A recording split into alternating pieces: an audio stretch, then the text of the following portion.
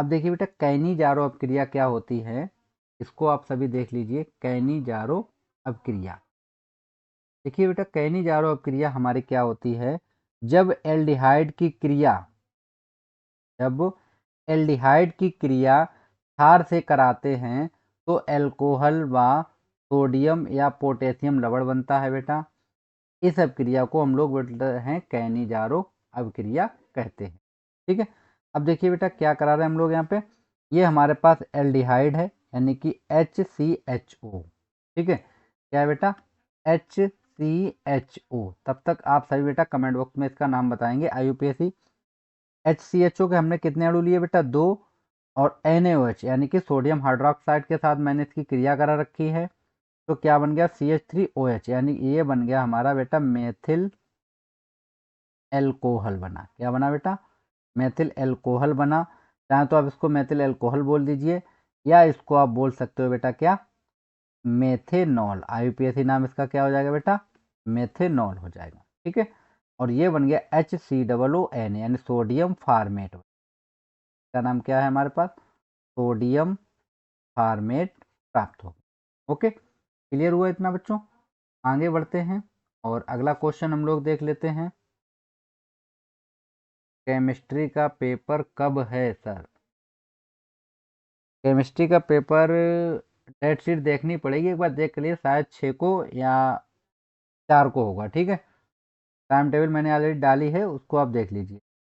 तो देखिए बेटा क्या होगा, जब एल्डिहाइड की क्रिया हम लोग क्षार के साथ कराते हैं, यानी ये एक हमारे पास क्या है बेटा, क्षार है। ठीक है, क्षार के साथ कराते हैं तो क्या बनता है, एल्कोहल व सोडियम पोटेशियम लवण बनता है। इस अपक्रिया को हम लोग कैनिजारो अपक्रिया कहते हैं बेटा।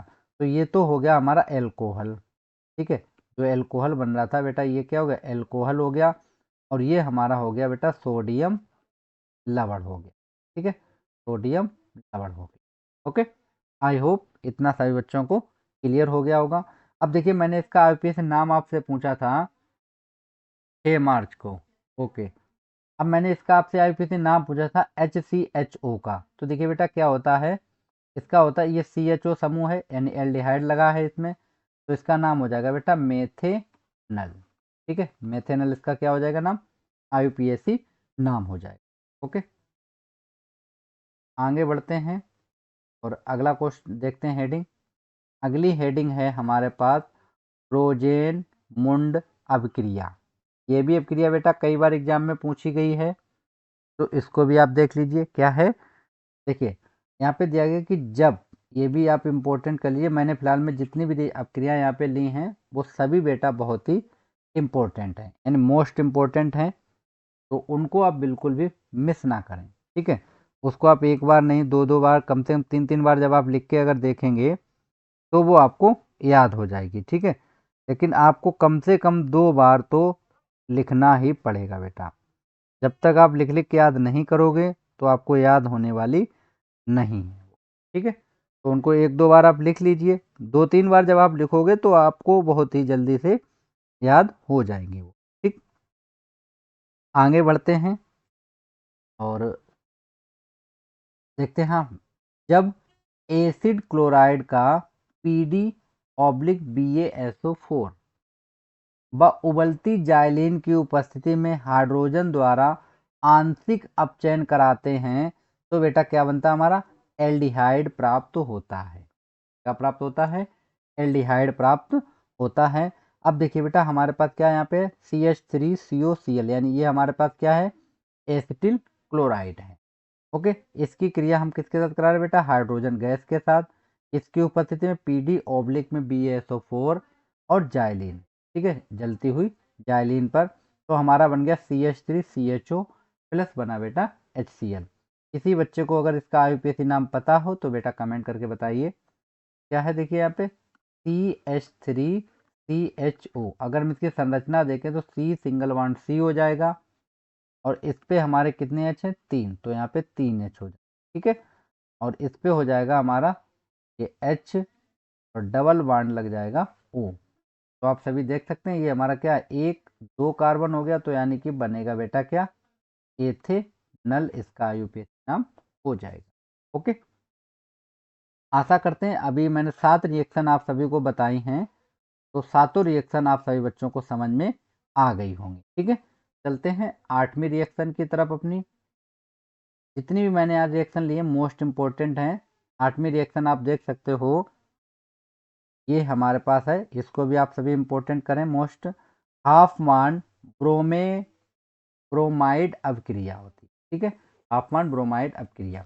अब देखिए बेटी ये अभिक्रिया क्या होती है, इसको हम लोग समझ लेते हैं। यहाँ पे देखिए अभिक्रिया क्या होती है, जब एलिफेटिक या एरोमेटिक। अब एलिफेटिक क्या होता है, एलिफेटिक होता है बेटा जिसमें कार्बन कार्बन के बीच में बेटा सिंगल बॉन्ड उपस्थित हो, यानी कार्बन कार्बन के बीच में क्या हो, सिंगल बॉन्ड उपस्थित हो, तो वो हमारा होता है क्या, एलिफेटिक। ठीक है, और एरोमेटिक क्या होता है बेटा, जब कार्बन कार्बन के बीच में डबल बॉन्ड उपस्थित हो। ठीक है, कौन सा बॉन्ड उपस्थित हो, डबल बॉन्ड वाला। तो देखिए बेटा जब एलिफेटिक या एरोमेटिक एसिड एमाइड को द्रव ब्रोमीन, कौन सी ब्रोमीन बेटा, द्रव द्रव ब्रोमीन के साथ कास्टिक पोटास के जलीय विलयन की उपस्थिति में गर्म किया जाता है, तो बेटा प्राथमिक एमीन बनता है। क्या बनता है बेटा, प्राथमिक एमीन बनता है। तो ये हो गया देखिए CH3CONH2, ये हमारे पास हो गया एस्टेमाइड, और प्लस बेटा BR2 यानी कि ब्रोमीन द्रव है, प्लस KOH, इसको हम बोलते हैं बेटा कास्टिक पोटास। ठीक है, कास्टिक पोटास आप सभी लिख लीजिए इसको। और CH3NH2 ये बन गया हमारा मेथिल एमीन, यानी कि 1 डिग्री एमीन बन गया। ओके, प्लस K2CO3, ये हमारे पास क्या है बेटा, K2CO3 plus 2 KBr plus 2H2, ये हमारा बनेगा। KBr का नाम सभी बच्चों को पता होगा, K2SO4 का भी नाम पता है, सभी बच्चे कमेंट करके बताएंगे। ओके, यहाँ तक सभी बच्चों को क्लियर हो गया। आगे बढ़ते हैं हम लोग और अगली रिएक्शन हम लोग देख लेते हैं। अगली रिएक्शन क्या है, रिएक्शन नंबर 9। 9 रिएक्शन दी गई हमको एल्डोल संघनन बेटा, कौन सी दी गई हमको, एल्डोल संघनन। देखिए बेटा मैं आपको एक चीज़ पहले ही बता दूं, जिस तरीके से मैंने हेडिंग डाली है, जिस तरीके से मैंने लिखा है, जैसे जैसे मैंने रिएक्शन दी है, उसी तरीके से आप भी एग्जाम में रिएक्शन दें। ठीक है, जब भी आपसे परिभाषाएं पूछी जाएं तो आपको इसी प्रकार परिभाषाएं लिखनी होगी बेटा। ठीक है, जब आप इस तरीके से अगर लिखेंगे तो 100% आपको एग्जाम में फुल अंक मिलेंगे बेटा, और हम आशा करते हैं कि आपको फुल अंक ही मिले। तो सभी बच्चे बिल्कुल इसी के हिसाब से लगाएंगे। ओके,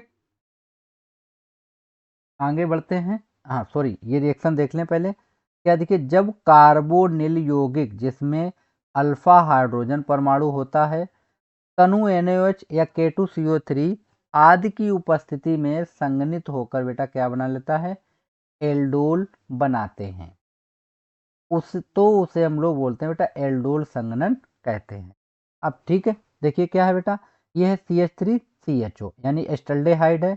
इसके हमने 2 अणु लिए हैं, एक ये अणु रहा हमारे पास, एक अणु ये है।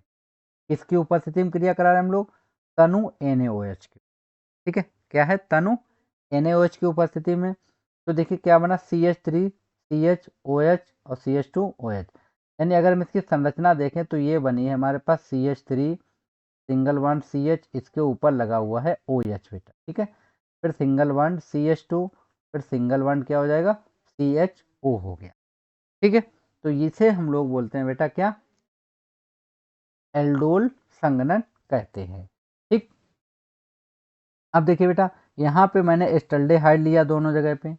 अब यहाँ पे आप एक एस्टल्डेहाइड ले लेते और एक यहाँ पे ले लेते एरोमेटिक वाली यानी बेंजीन वाली, C6H5 भी ले लेते CHO। तो बेटा इस अभिक्रिया को हम लोग बोलते हैं क्रॉस एल्डोल संघनन। क्या बोलते हैं उसको हम लोग, क्रॉस एल्डोल संघनन कहते हैं। ठीक है, तो उसको आप सभी देख लीजिएगा 1-2 बार। अगली रिएक्शन है और अंतिम रिएक्शन है हमारी,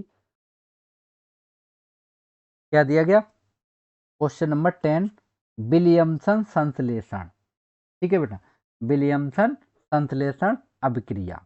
देखिए बेटा ये क्या होती है विलियमसन संश्लेषण अभिक्रिया, इसके बारे में देखते हैं हम लोग थोड़ा सा। देखिए बेटा क्या दिया गया है हमको, कि जब एलॉक्साइड को एल्किल हैलाइड, जब एलॉक्साइड को एल्किल हैलाइड के साथ गर्म करते हैं तो ईथर प्राप्त होता है बेटा। क्या प्राप्त होता है बेटा? ईथर प्राप्त होता है हमारा, ठीक है। इस इसे या इस अपक्रिया को हम लोग क्या बोलते हैं? विलियमसन संश्लेषण अपक्रिया कहते हैं। तो देखिए बेटा क्या होगा, C2H5ONa यानी सोडियम एथॉक्साइड है बेटा ये, प्लस C2H5I के साथ हमने एल्किल हैलाइड के साथ की क्रिया कराई है। तो ये क्या होगा, देखिए बेटा यहाँ से I और यहाँ से Na दोनों आपस में मिलकर क्या बन गया? सोडियम आयोडाइड बन गया, NaI प्लस बेटा बन गया ईथर। अब देखिए बेटा इसका IUPAC नाम क्या हो जाएगा? अगर संरचना देखें तो C सिंगल बॉन्ड C हो जाएगा बेटा, इससे हमारे 2H हैं और इससे हमारे 3H हैं, ठीक है। फिर सिंगल बॉन्ड O, फिर सिंगल बॉन्ड यहाँ पे भी यही है, 2H हैं पहले, फिर सिंगल बॉन्ड C, इससे हमारे कितने H हैं? 3। अब देखिए बेटा इसका नाम हो जाएगा एथॉक्सी एथेन, इसका IUPAC नाम हो जाएगा। ओके बच्चों, क्लियर हुआ? तो आज ये जो हमारे पास 10 रिएक्शन थी, ये हमारे पास बेटा मोस्ट इंपॉर्टेंट रिएक्शन थी 10, ठीक है। और ये सभी रिएक्शन बेटा बहुत ही इंपॉर्टेंट थी, आप सभी बच्चों को समझ में भी आई होंगी। अगर कोई डाउट हो, आपको कोई चीज़ समझ में ना आई हो, तो आप बेटा बेहिचक कमेंट बॉक्स में पूछ सकते हैं। ओके, कोई भी बेटा अगर आपको डाउट रहा हो, कोई चीज़ समझ में ना आई हो, तो आप बेटा बिल्कुल पूछ सकते हो। ओके, कोई भी डाउट हो तो आप बेटा बताइए, मैं उसको बताने की पूरी पूरी कोशिश करूँगा। और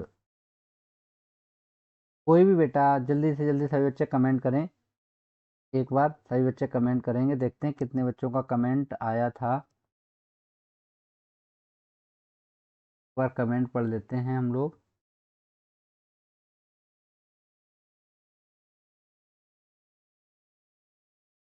Mandeep, AC group of learners 6 March.